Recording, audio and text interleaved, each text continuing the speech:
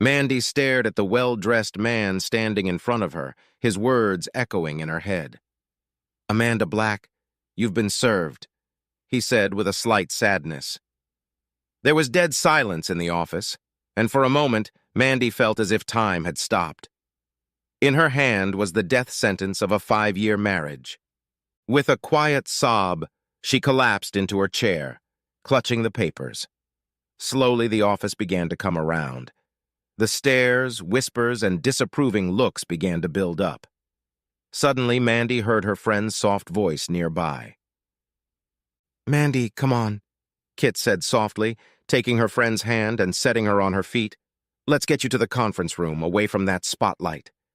The black-haired 30-year-old woman led her friend away from the gawking co-workers. Those who witnessed the show noted how Mandy went from a boisterous, flirty, fun-loving blonde to a battered woman in just a few minutes.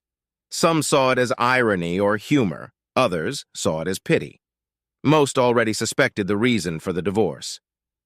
"How? I don't understand," Mandy stammered. Things were just starting to turn for the better.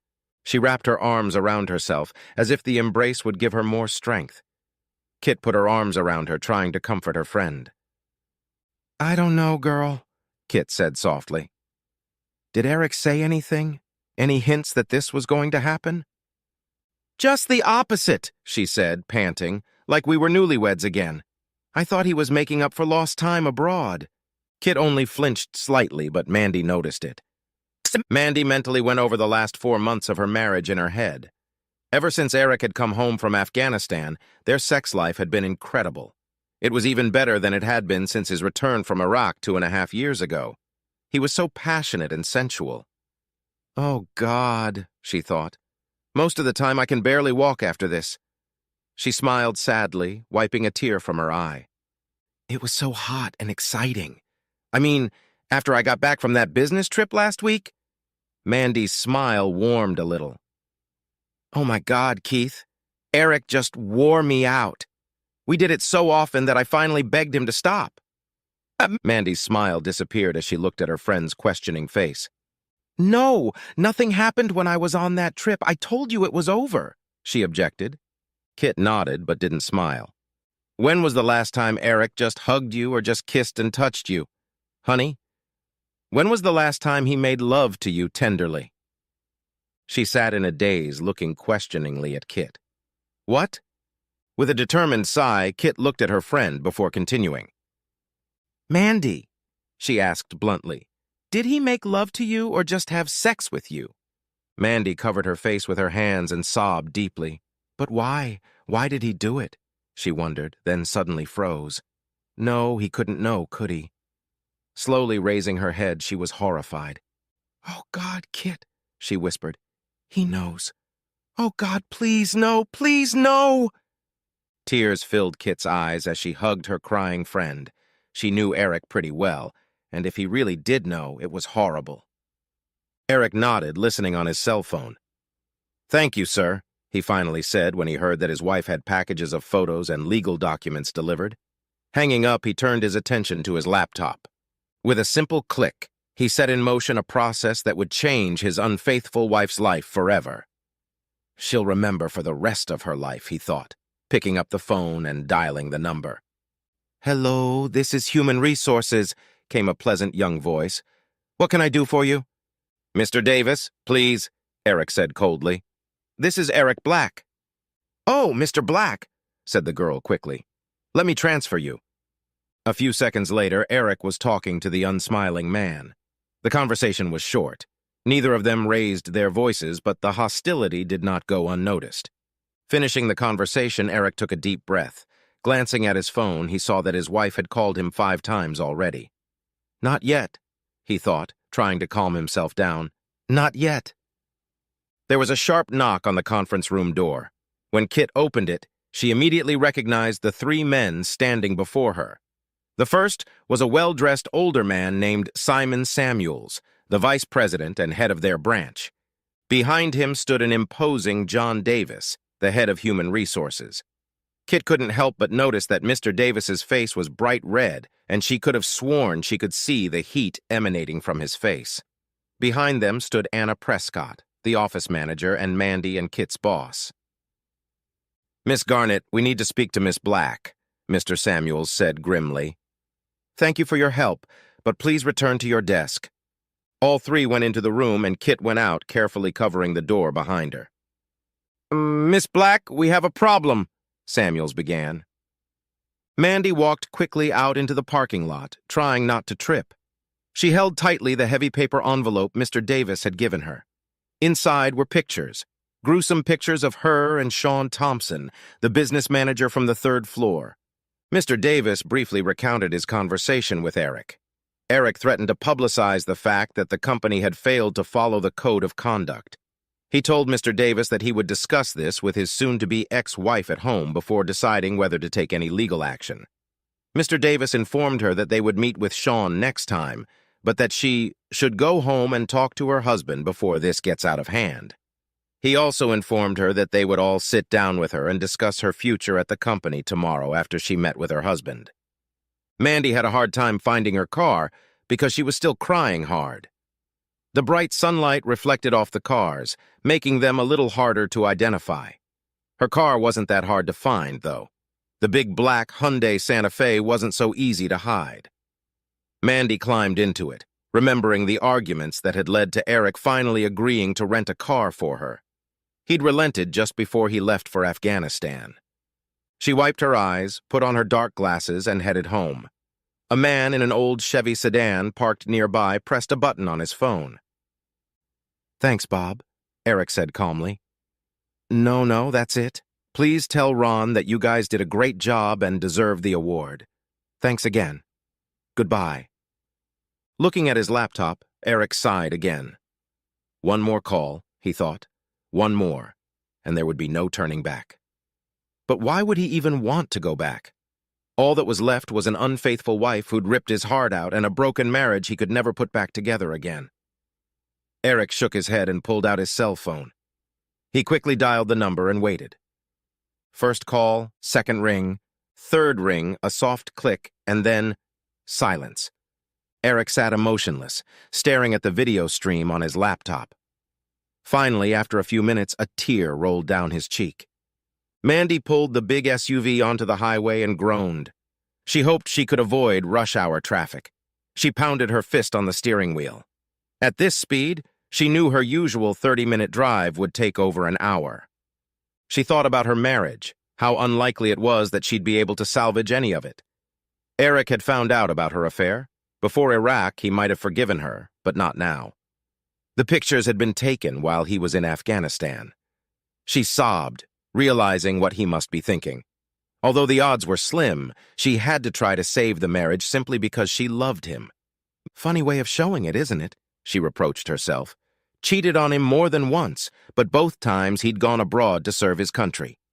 She shook her head quickly, as if trying to push away the guilt and shame, but the tears flowed again. Trust was not something that came easily to Eric. His childhood had been rough. His father ran away from him and his mother when he was young, and his mother was an alcoholic. In the 5 years they'd been married, Mandy had only seen his mother twice. Once at their wedding, and once when their son was born. It had taken him years to trust Mandy. When they met in college, she knew he was a soldier. She thought she had accepted it. He had already served 2 years and was on his way to getting an engineering degree. They had dated a year before Eric proposed to her. She could still hear her father's reaction. "No, Mandy, this has nothing to do with Eric," her father said. "I think he'll make a great husband. It's more about you. I don't think you'd make a good military wife. Don't get mad, honey, but it's damn hard to be a good husband or wife when your spouse is gone for a year." Mike Lomax, Mandy's father, had been in the Navy for 4 years when Mandy was a little girl. She could still remember the fights her parents had gotten into during that time. She'd always known that she and her mom had had a rough time and that he didn't want that for his little girl. "You were right, Daddy," Mandy snorted and shook her head. "You were so right. I made a terrible soldier's wife." They bought a very nice starter home and Eric got a good engineering job. Life seemed so promising, and then Uncle Sam called. When Eric found out about his assignment, she scolded him mercilessly for leaving her. To top it off, when Eric left for Iraq, she was already 4 months pregnant. Mandy wiped her eyes as she made her way through the flow of traffic. She remembered the loneliness she felt as she continued on without Eric. Sure, her mom and dad had done everything they could to help, but the sleepless nights alone ate away at her. She needed Eric to hold her all this time, to hear his voice whispering that everything was going to be okay. But he wasn't there for her. She realized she was being selfish, but that didn't make the nights any less cold and lonely. Her mother had moved out in the last month before the baby was born, and that had helped. A little. Mandy and her mom, Lisa, had a very close relationship in most areas. Their personalities were so close that it seemed like they were more like best friends than mother and daughter. But there were some things her mom just didn't want to talk about. The details of her marriage while her husband was in the Navy was one of them.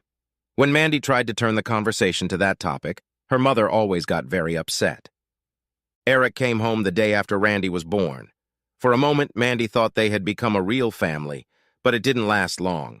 He left after only 10 days, and she was alone again.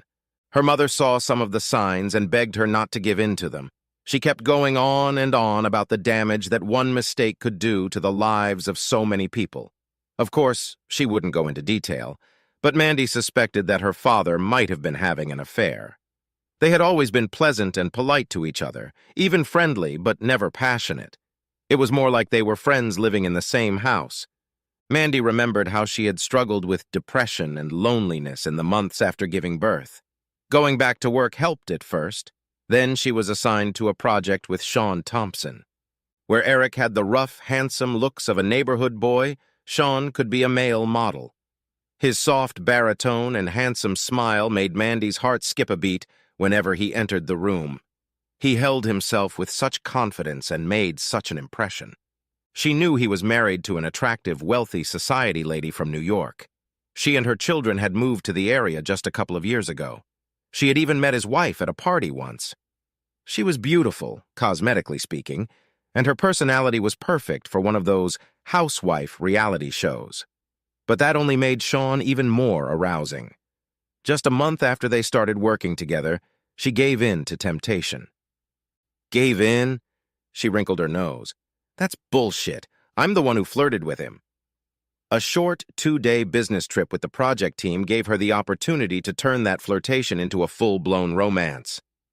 They dated a few more times, but she cut it short just before Eric returned home. Upon his return, Eric had changed. The carefree country part of him seemed to have died. She knew his trip had been difficult and that he'd lost some close friends while he was there.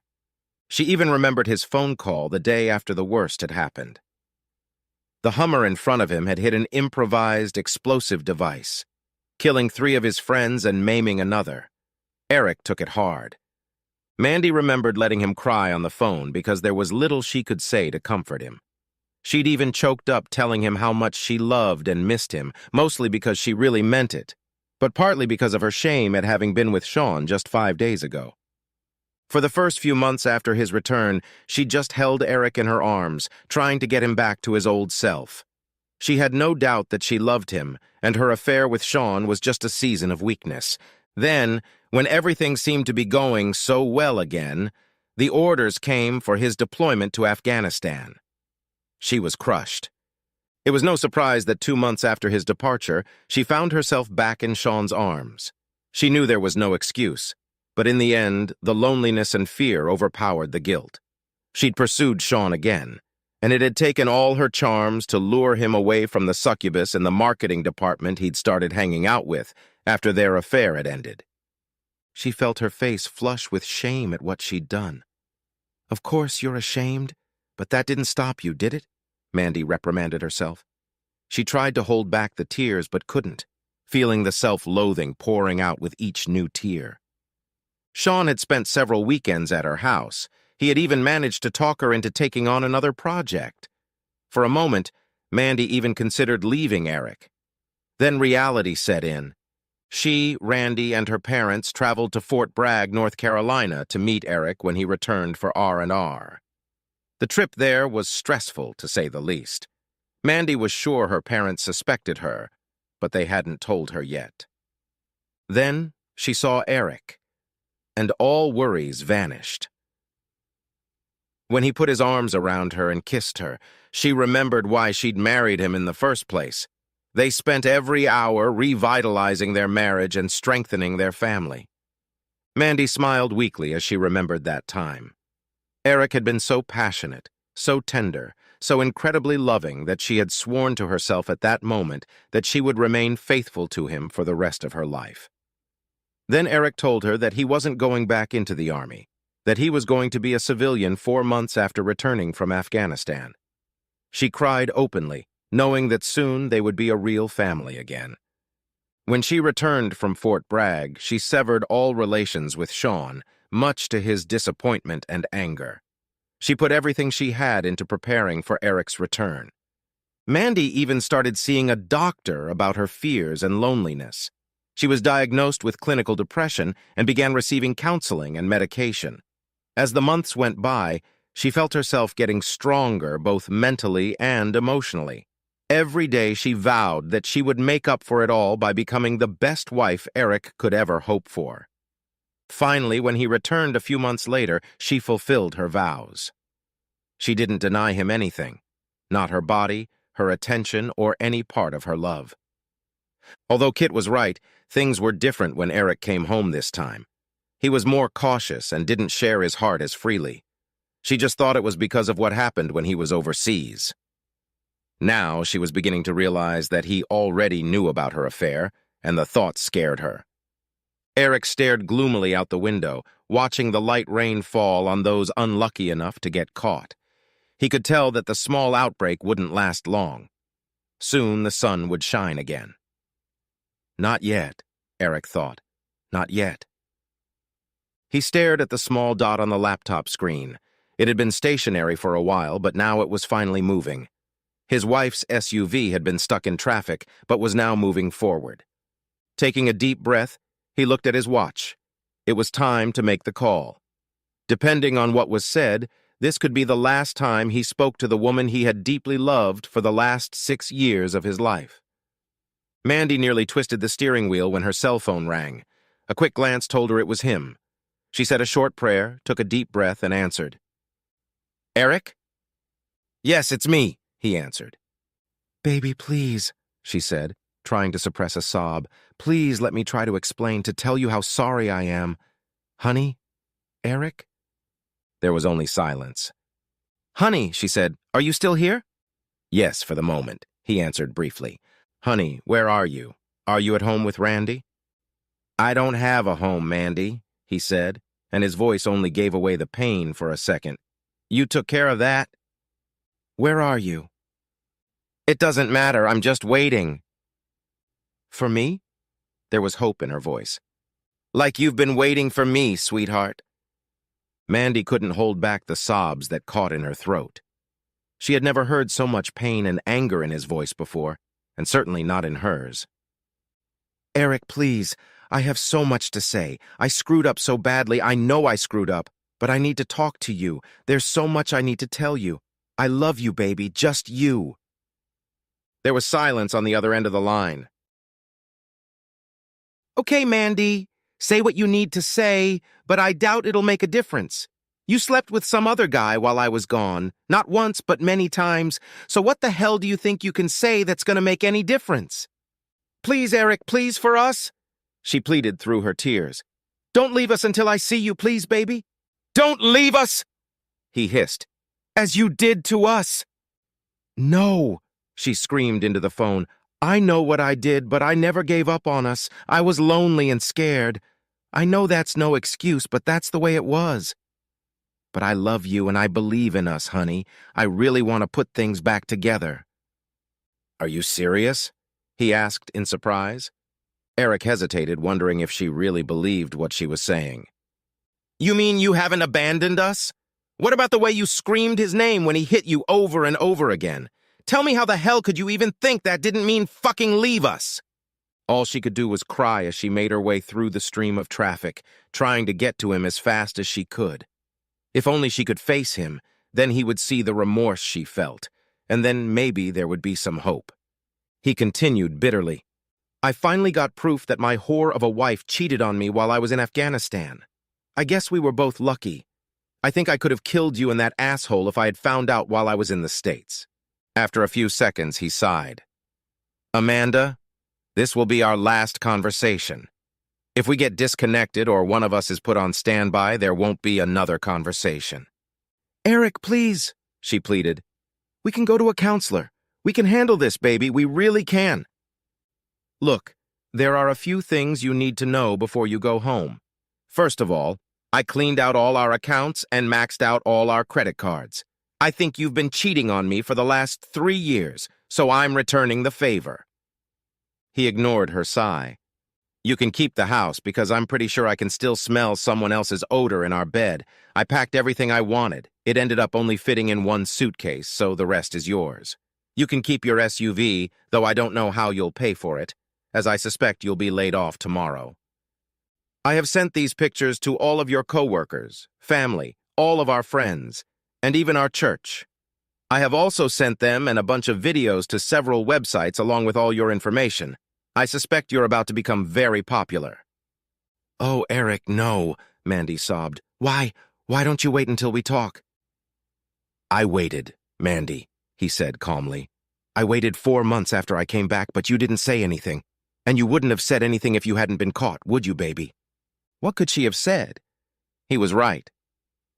As for your little boy toy, Eric grinned, I almost paid him a little visit. But after a few meetings with his wife, I don't think it would be necessary. What a vindictive bitch. You might want to give Sean a little warning. He'd better run. Seems his wife's family has some interesting connections to some very questionable people. I'd be surprised if little Sean makes it a year without an accident. She'll probably come after his little sluts, too. Oh, wait, that includes you, doesn't it? Eric, please give me a chance to make it up to you. Mandy's cell phone beeped. Glancing at it, she recognized the number. Eric, it's Mrs. Johnson from next door. I told you, if you disconnect, we're dead. His tone was threatening.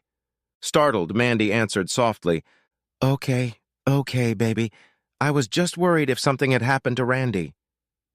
Randy's fine, Eric's voice softened. He's with me now, and he's sleeping soundly. She breathed a sigh of relief. Speaking of Sean's wife, Victoria, he said quietly, when the two of you went on your little business trip last week. He was interrupted by Mandy's cell phone ringing. It was another neighbor calling. Honey, it's Mrs. Watson. Are you sure Randy's okay?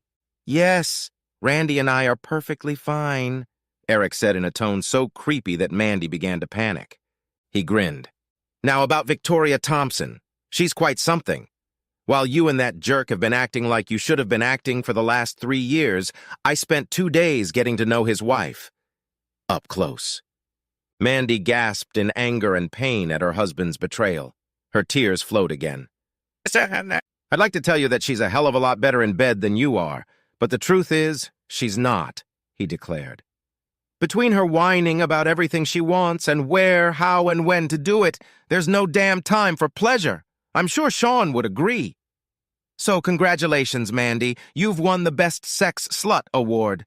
Eric, stop it, please, Mandy begged. Please, just stop. She started sobbing again. She pounded her little fists on the steering wheel, shouting curses at the surrounding cars as they crawled forward.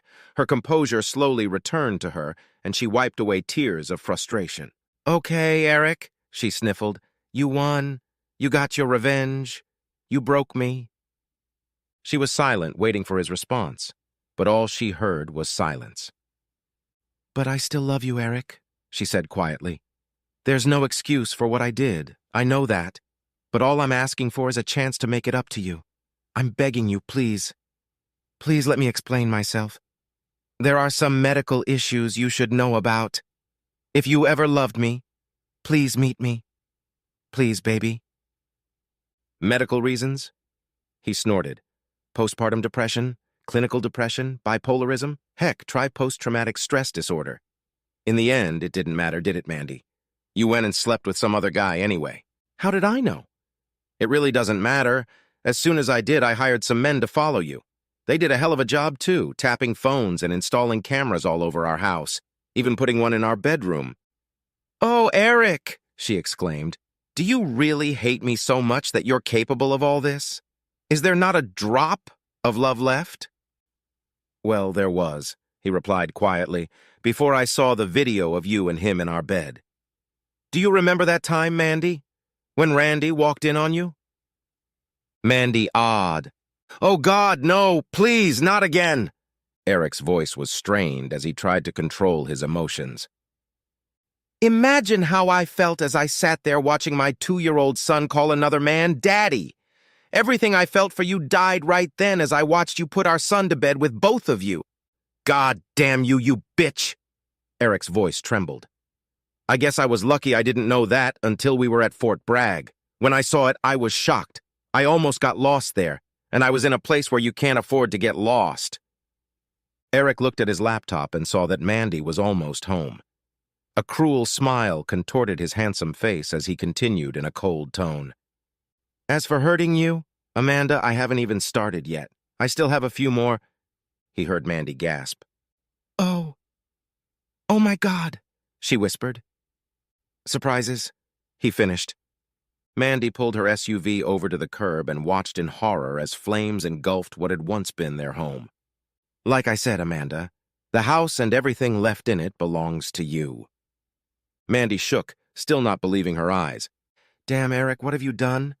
That's a rhetorical question, isn't it? Said Eric with a smirk. I was trained to build under combat conditions, Mandy. Doesn't that make sense? I might know a thing or two about destruction, too. Where's Randy? She shouted. Damn it, Eric, where the hell is my son? Our son is sitting 3 feet away from me, sleeping in his car seat. So tell me, he said mockingly, can you read the message I left in our front yard? What? She mumbled. What message? Oh my God. Eric grinned. I wasn't sure people would be able to read it from the ground. But the news helicopters? They must enjoy the words cheating whore scorched on the front lawn. I wouldn't count on the neighbors' sympathy, he continued. I've posted the pictures all over the neighborhood and paid a few teenagers to hand out extra copies around the block. He paused for a few seconds and listened to his wife's sobs. Mandy? You might want to think, Eric said bitterly, about where you're going to sleep tonight and in the near future. I guess you could sleep in your SUV until they come and get it, or maybe... No, I doubt Sean will be able to help. I'm sure Victoria's already skinning him alive. I guess that just leaves your parents. I wonder how your dad would feel about having 2 whores living under his roof. What? Mandy sobbed through her sobs. Damn it, Mandy, are you really that stupid? You always told me your father cheated on your mother when he was in the Navy. Damn it, your mother cheated on him. Mom? She asked in a trembling voice. Eric laughed cruelly. Oh, hell yes. Your father told me a little about it after I got back from Iraq. Why do you think he did it, Mandy? Do you think he suspected his little girl was cheating on her husband just like her mom? But unlike your father, Eric continued, I can't live with a whore wife for the rest of my life. Maybe he stayed for you, or maybe he still loved her. I don't know, it's his decision. Mine is to start over and hopefully find a woman I can spend the rest of my life with. I'm sure I'll find someone who can love me, be faithful, and be a good mother to Randy. Please, Eric, Mandy sobbed. I can be that kind of wife. Just give me one more chance to show you, and I'm already a good mother to Randy. I'm the only mother he needs. I guess that's what the court has to decide, isn't it? He said calmly. Of course, the fact that I burned down our house and effectively bankrupted us probably won't go in my favor. Eric saw a young man in a t-shirt and baseball cap get out of the cab and stop at the curb, looking in his direction. Eric flashed his headlights twice, and the guy headed toward him. Okay, Mandy, Eric said calmly, looking at his watch. There are a few things you still need to know, and there's not much time left, so listen very carefully. First, so your bosses don't get too worried about my threats. However, Victoria is filing a similar lawsuit and will probably win. I think the court will really like both her and all the evidence I gave her. As for me, Eric coughed, well, I don't like my chances in court, so I took the job overseas. I think Randy and I would really enjoy it. No, Mandy yelled into the phone. You can't take my baby. Actually, bitch, he's my son and I can. Don't, Eric, please, she begged. He's my son, too. Amanda, he said calmly, In a few years, he won't even remember you. But don't worry. I'll send you pictures of him at Christmas, and we'll even call on Mother's Day and his birthday. Since we won't know where you'll be, we'll just call your parents." Mandy cried bitterly, realizing the hopelessness of her situation. Eric sat for a while, concerned and somewhat alarmed by his own actions. He knew he wasn't going to send her pictures or call her. The thought of her desperately waiting for calls that would never come and reliving that revenge for years to come was more cruel than he had previously thought. "Goodbye, bitch," he said coldly. "I hope you rot in hell." He wiped a tear from his cheek as he listened to her hysterical screams begging for a son and hung up the phone. "Captain Black?" asked the guy in a tank top standing in front of him. "Not anymore," Eric smiled weakly. "I'm just Eric Black. Well, at least for a while longer." The young man grinned and handed him an envelope with the numbers and passwords to the offshore bank accounts into which his funds had been transferred, minus some fees, of course. "Here are passports, photo IDs, and plane tickets for Marcus Gray and his son Michael Gray," the teen said, smiling. Eric smiled even wider and began putting his old IDs and 2 SIM cards from his cell phones into a small metal bucket. Smirking, he took a lighter and melted them into a small puddle of blackened plastic. Then he took a small hammer, smashed both phones, and tossed the remnants into the bucket. Satisfied with his work, he tossed the bucket into the trash can.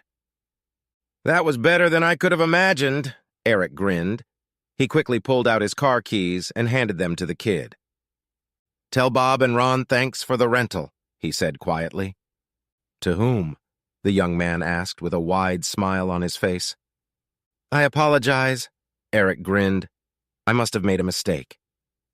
A few minutes later, Eric was already checking luggage at the airport. He couldn't hold back a smile as he thought about what was in store for him and his son in the next few weeks. His contract didn't start until next month, so they were going to spend a couple weeks on a secluded beach with a pretty lieutenant he'd met in Afghanistan. They'd only been friends then, but now that he'd gotten proof of his wife's cheating, Eric couldn't wait to find out if there was more to it. "Mr. Gray?" The man at the front desk said politely, "Have a wonderful flight, you and your son." Marcus Gray and his son walked through the lobby and started their new life.